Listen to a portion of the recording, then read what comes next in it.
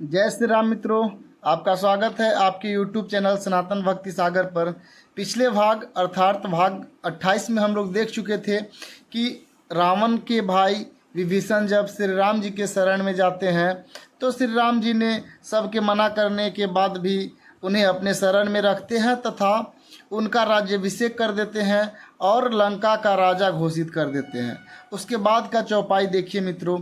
इससे पहले कि आगे का चौपाई का हम व्याख्या करें, आप लोग को बहुत बहुत धन्यवाद करना चाहेंगे। जिस तरह का प्यार आप लोगों ने हमारे चैनल के प्रति दिखाया है, इसके लिए बहुत बहुत धन्यवाद और प्यार और सपोर्ट लगातार बनाए रखिए। चलिए स्टार्ट करते हैं। जो संपत्ति शिव रावण ही दिन ही दिए दशमाथ, सोई संपदा विभीषण ही सकुच दिन ही रघुनाथ। अर्थात शिव जी जो संपत्ति रावण को 200 सिरों के बलि देने पर दिया था, वही संपत्ति श्री रघुनाथ जी ने विभीषण को बहुत सकुचाते हुए दी। एक्चुअल में रावण को ये सारा संपत्ति भगवान शिव जी ने दिया था और वही संपत्ति प्रभु श्री राम ने उन्हें प्रदान किया, यानी विभीषण को प्रदान कर दिया।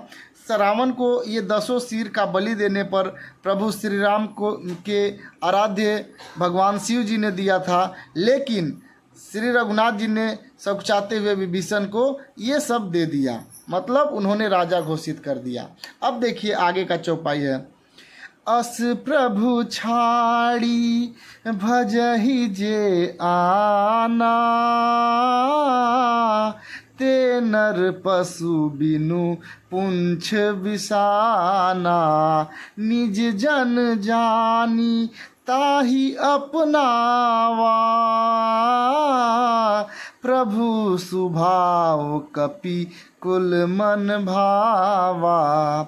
ऐसे परम कृपालु प्रभु को छोड़कर जो मनुष्य दूसरों को भजते हैं, वे बिना सिंह के और पूंछ के पशु है। अपना सेवक जानकर विभीषण जी को श्री राम जी ने अपना लिया। प्रभु का स्वभाव वानर कुल के मन को बहुत भाया। प्रभु श्री राम ने जिस तरह का प्यार और समर्पण दिखाया विभीषण के प्रति, हालांकि वो रावण का भाई है और राक्षसों के राजा रावण का भाई है, इसके बावजूद भी उन्होंने जिस तरह का व्यवहार किया, इसे देखकर सभी वानर लोग काफ़ी प्रसन्न हुए। उसके बाद का चौपाई है मित्रों। पुनि सर्वज्ञ सर्व उर्वासी, सर्वरूप सब रहित उदासी। बोले बचन नीति प्रतिपालक, कारण मनुज दनुज कुल घालक। फिर सब कुछ जानने वाले, सबके हृदय में बसने वाले, सर्वरूप सब रूपों में प्रकट, सबसे रहित, उदासीन कारणों से भक्तों पर कृपा करने के लिए मनुष्य बने हुए, राक्षसों के कुल का नाश करने वाले श्री राम जी की नीति की रक्षा करने वाले वचन बोलते हैं। इतना कहने के बाद बहुत सुंदर वचन बोलने वाले हैं प्रभु श्री राम। सुनु कपीस लंकापति वीरा, के ही विधि तरिय जलाधि गंभीरा। संकुल मकर उरग झस जाती, आति अगाध दुस्तर सब भांति। उसके बाद बोलते हैं, हे वीर वानर राज सुग्रीव और लंकापति विभीषण, सुनिए इस गहरे समुद्र को किस प्रकार पार किया जाए। अनेक जाति के मगर, सांप, मछलियों से भरा हुआ यह अत्यंत अथाह समुद्र पार करना सबसे प्रकार से कठिन है। उसके बाद इतना बात होने के बाद, आपस में चर्चा करने के बाद, प्रभु श्री राम ने वानर राज सुग्रीव को और लंकापति रावण को कहा कि अभी समुद्र को कैसे पार किया जाए, इसका कुछ उपाय बताइए। उसके बाद का चौपाई है। कह लंकेश सुनहु रघुनायक, कोटि सिंधु शोषक तव सायक। यद्यपि तदपि नीति असि गाई, विनय करिय सागर सन जाई। उसके बाद विभीषण जी कहते हैं प्रभु श्री राम से कि रघुनाथ जी सुनिए, हालांकि आपके एक बांध से ही करोड़ों समुद्र को सोखा जा सकता है, तथापि नीति ऐसी कही गई है, उचित यही होगा कि पहले जाकर समुद्र से प्रार्थना किया जाए। उसके बाद विभीषण महाराज बोलते हैं प्रभु श्री राम से कि हालांकि आपके पास ऐसे बाण हैं जो कि ऐसे ऐसे करोड़ों समुद्र को सोख सकते हैं, लेकिन नीति यही कहती है कि सबसे पहले आप समुद्र से प्रार्थना करिए।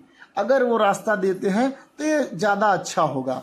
प्रभु श्री राम को बताते हैं विभीषण जी। उसके बाद का दुआ है, प्रभु तुम्हार कुल गुरु जलधि कहि पाए विचारी, बिनु प्रयाग सागर तरिहि सकल भालु कपिधारी।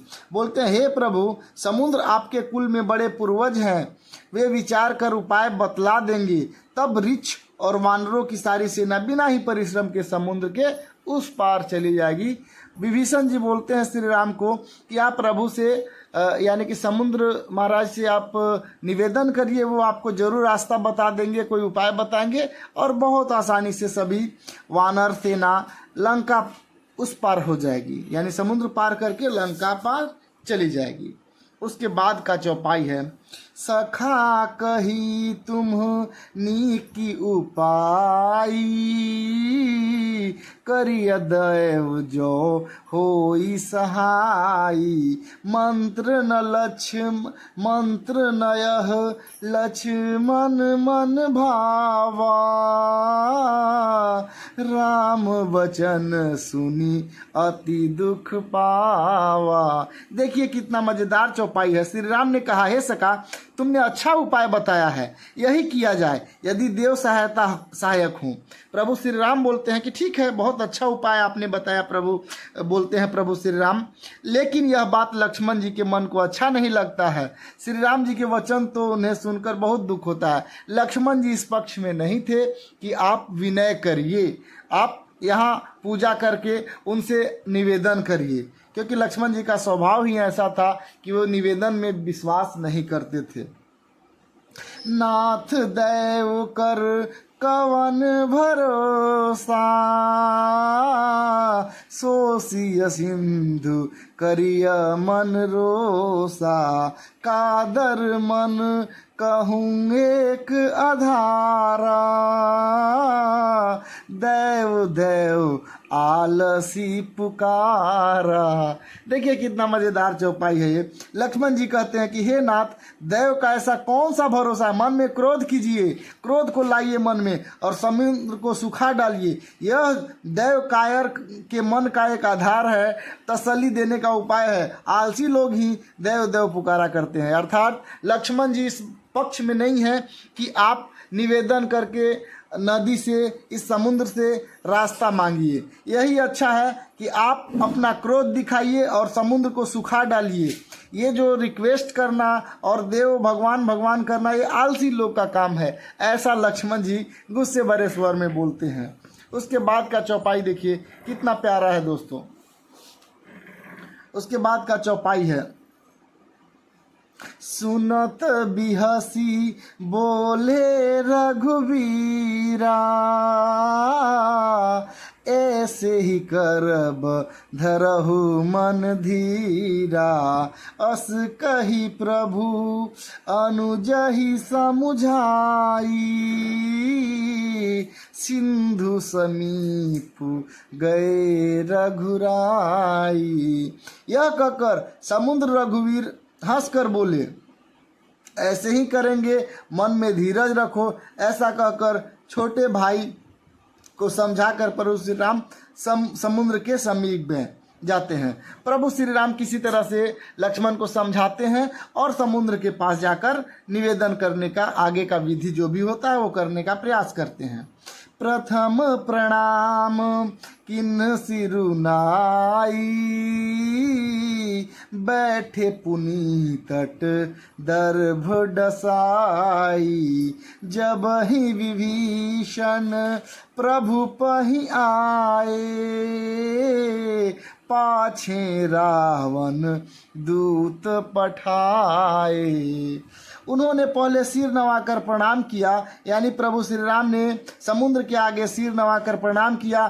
फिर किनारे पर कुछ कुश बिछाकर बैठ गए और उधर ज्यों ही विभीषण प्रभु के पास गए थे त्यों ही रावण भी उनके पीछे दूत भेजे थे। यानी कि प्रभु श्री राम समुद्र के आगे निवेदन करने के लिए कुश बिछाकर बैठ जाते हैं। उधर लंका का राजा जो रावण है वो भी विभीषण जैसे ही जाता है तो भेद लेने के लिए 2 रावण के पीछे दूत भेज दिए थे ताकि पता करे कि आखिर राम और विभीषण क्या कर रहे हैं। उसके बाद का दुआ है, सकल चरित तिन्ह देखे धरे कपट कपि देह प्रभु गुण हृदय सराहि शरणागत परनेह शरणागत परनेह।